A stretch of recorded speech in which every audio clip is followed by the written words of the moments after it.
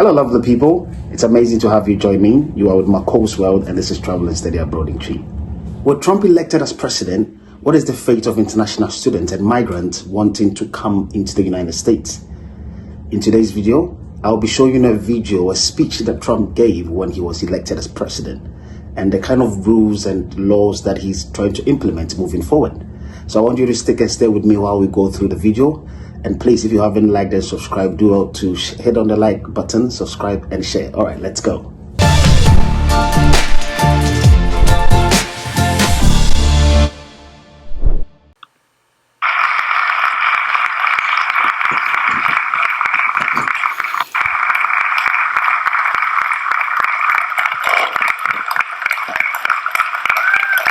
Thank you very much, everybody.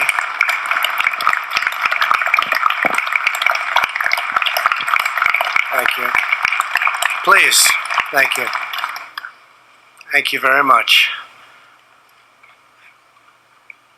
We're here on this very beautiful spring day in the Rose Garden to unveil our plan to create a fair, modern, and lawful system of immigration for the United States, and it's about time.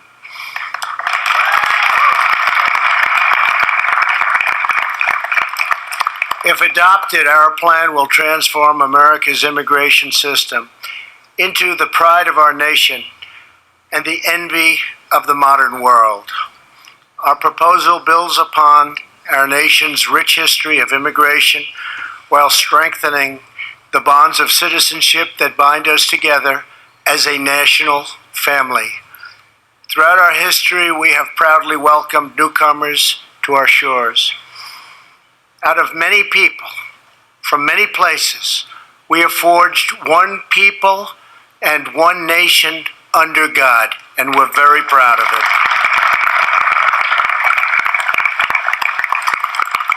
We share the same home, we share the same destiny, and we pledge allegiance to the same great American flag.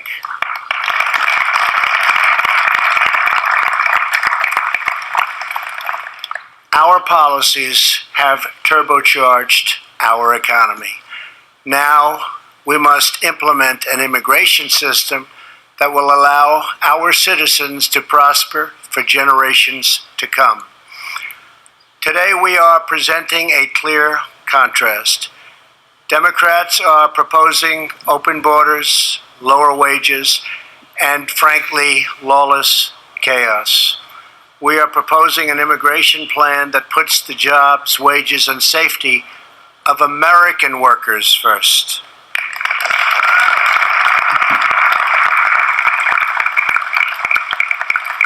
Our proposal is pro-American, pro-immigrant, and pro-worker.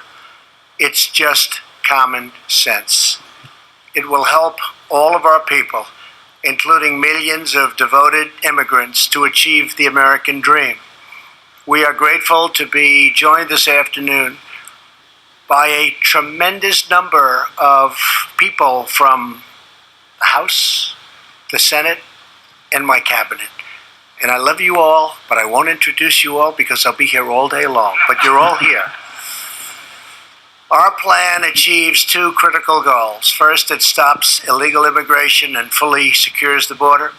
And second, it establishes a new legal immigration system that protects American wages, promotes American values, and attracts the best and brightest from all around the world. The proposal begins with the most complete and effective border security package ever assembled by our country or any other country for that matter. So important. This plan was not developed, I'm sorry to say, by politicians. We have a lot of politicians. But you respect the people and you know the people that have developed this plan. It was designed with significant input from our great law enforcement professionals to detail what they need to make our border, which is 100% operationally secure, 100%. Everyone agrees that the physical infrastructure on the border and the ports of entry It's gravely underfunded and woefully inadequate. We scan only a small fraction of the vehicles, goods, and all of the other things coming across, including people. And sadly, the drugs pour across our border. We're going to stop it.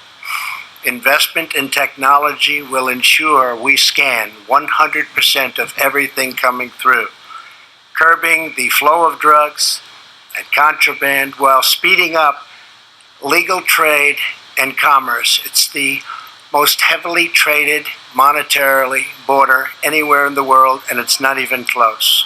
To make certain that we are constantly making the upgrades we need, our proposal creates a permanent and self-sustaining border security trust fund. This will be financed by the fees and revenues generated at the border crossings itself. Importantly, we're already building the wall, and we should have close to 400 miles built by the end of next year, and probably even more than that. It's going up very rapidly.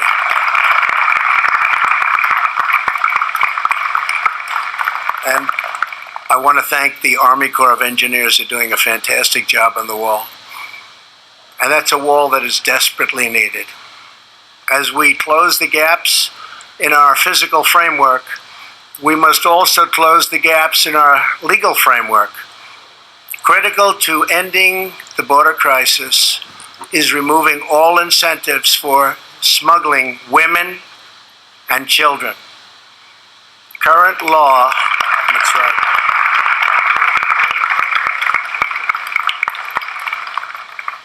That's right, women and children. People have no idea how bad it is unless you're there and unless you are a member of law enforcement. They see it every day and they can't believe what they see. Current law and federal court rulings encourage criminal organizations to smuggle children across the border.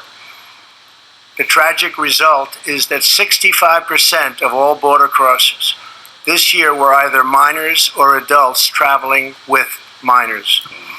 Our plan will change the law to stop the flood of child smuggling and to humanely reunite unaccompanied children with their families back home, and rapidly, soon as possible.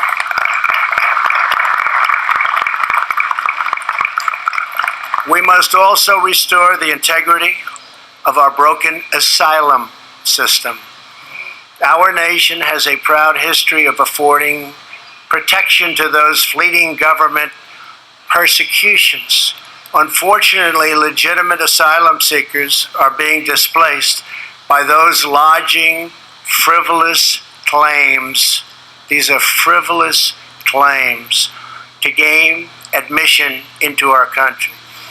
Asylum abuse also strains our public school systems, our hospitals and local shelters, using funds that we should and that have to go to elderly veterans, at-risk youth, Americans in poverty, and those in genuine need of protection. We're using the funds that should be going to them, and that shouldn't happen. And it's not going to happen in a very short period of time. Have to get this approved. My plan expedites relief for legitimate asylum seekers by screening out the meritless claims. If you have a proper claim, you will quickly be admitted. If you don't, you will promptly be returned home. Crucially,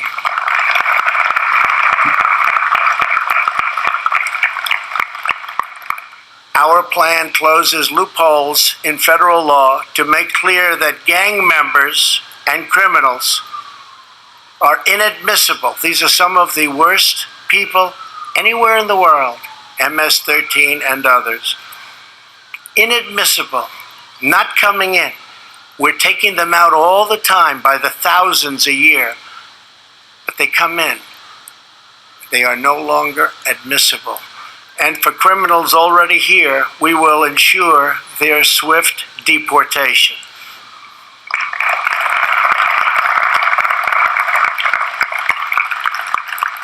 We will keep our communities safe.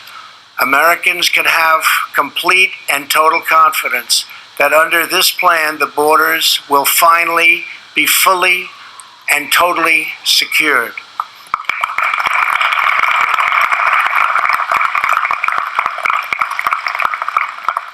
And I know a number of our Republican friends and others, Lindsay, I see you sitting right there, and Steve, you're working on a plan, an immediate plan, a smaller plan, but a very immediate plan to stop it as of this afternoon.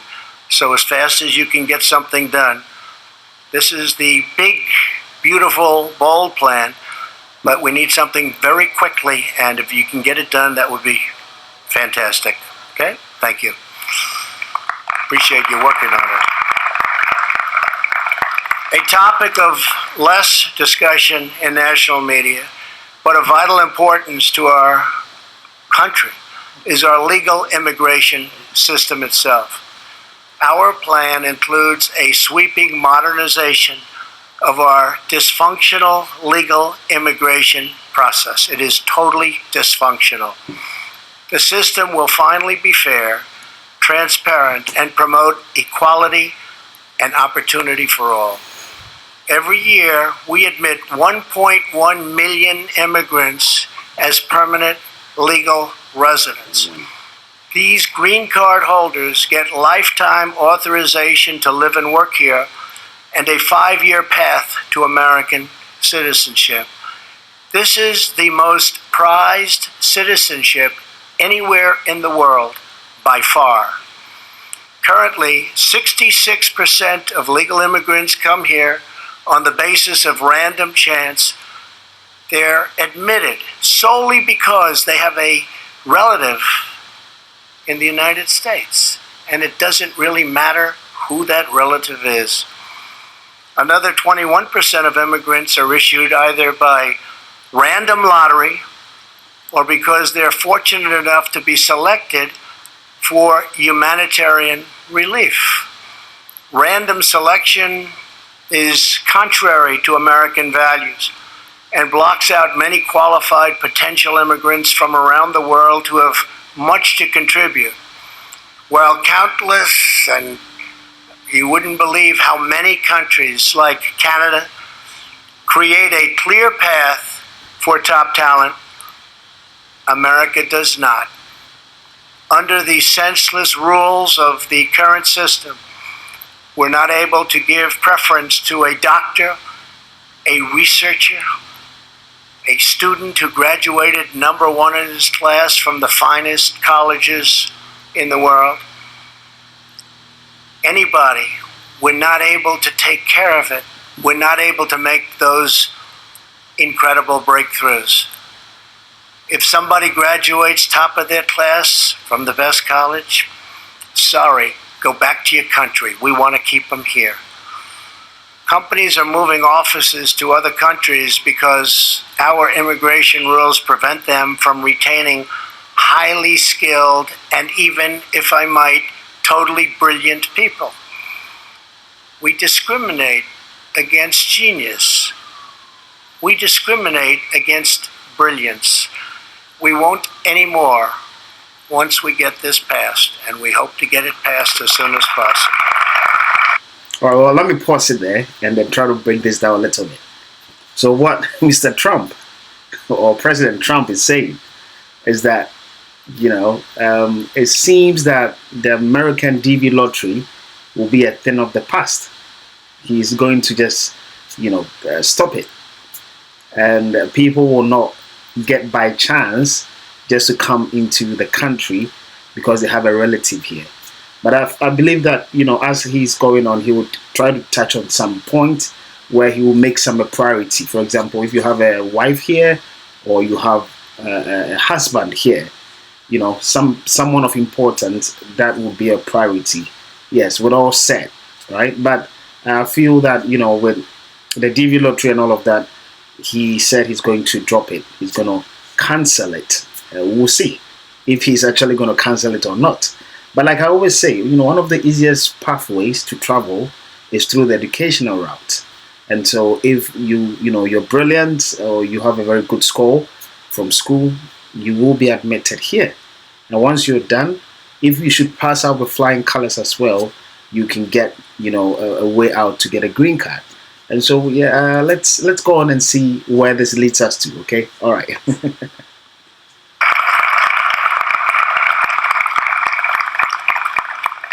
Some of the most skilled students at our world-class universities are going back home because they have no relatives to sponsor them here in the United States, and that's the only way. We want these exceptional students and workers to stay and flourish and thrive in America.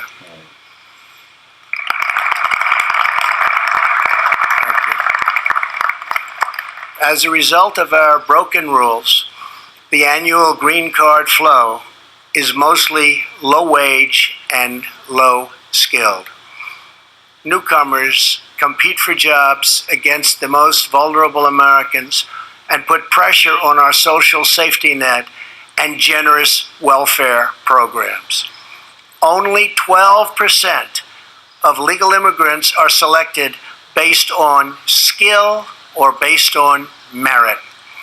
In countries like Canada, Australia, and New Zealand, and others, that number is closer to 60 and even 70 and 75% in some cases. The biggest change we make is to increase the proportion of highly skilled immigration from 12% to 57%, and we'd like to even see if we can go higher.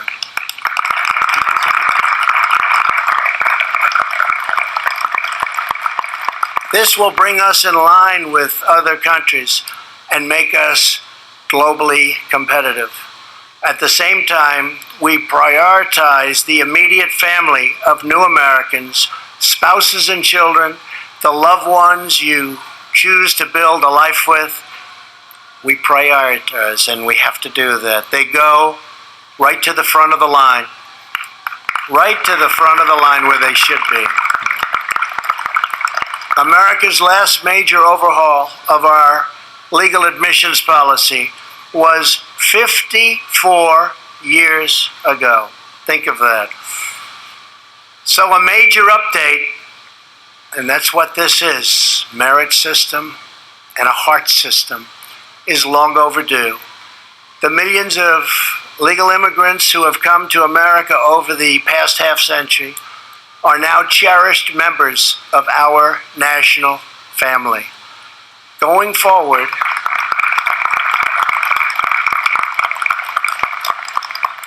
it is their interest and in their interest and their children's interest to adopt a green card system that promotes a rising standard of living for all of our citizens.